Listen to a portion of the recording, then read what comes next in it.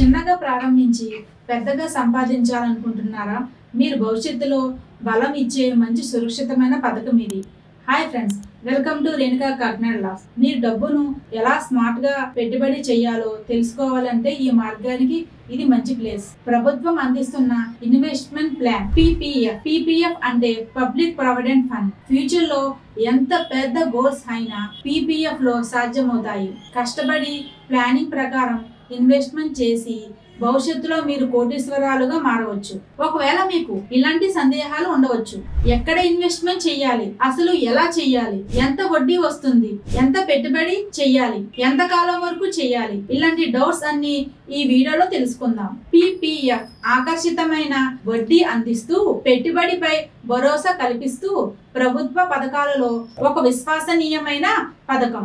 ఇలాంటి ప్రభుత్వ పథకాలలో పబ్లిక్ ప్రావిడెంట్ ఫండ్ ఎంతో ముఖ్యమైనది. దీంట్లో వడ్డీ రేటు కూడా చాలా బాగుంటుంది. కష్టపడి ఆపకుండా ఎక్కువ కాలం పాటు ఇన్వెస్ట్మెంట్ చేస్తే ఈ పీపీఎఫ్ స్కీమ్ మిమ్మల్ని కోటీశ్వరాలుగా మారుస్తుంది. పీపీఎఫ్ అనేది లాంగ్ టర్మ్ ఇన్వెస్ట్మెంట్ స్కీమ్. కష్టపడి ప్లానింగ్ ప్రకారం పెట్టుబడి చేస్తే భవిష్యత్తులో ఇది ఆర్థిక ఇబ్బందులకు తీర్చి పరిష్కారంగా నిలుస్తుంది.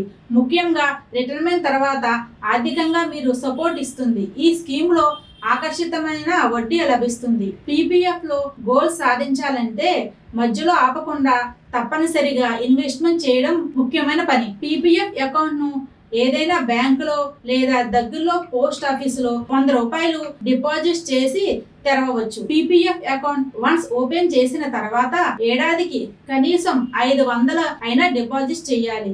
ఈ అకౌంట్ కి లాగిన్ పీరియడ్ 15 సంవత్సరాలుగా ఉంటుంది. సంవత్సరానికి మాక్సిమం 1,50,000 రూపాయలు డిపాజిట్ చేయవచ్చు. ఈ మొత్తాన్ని ఒకేసారి కట్టొచ్చు లేదా మాక్సిమం 12 ఇన్స్టాల్మెంట్లలో పే చేయవచ్చు. పీపీఎఫ్ అకౌంట్ అనేది త్రిబుల్ కేటగిరీకి కిందకి వస్తుంది.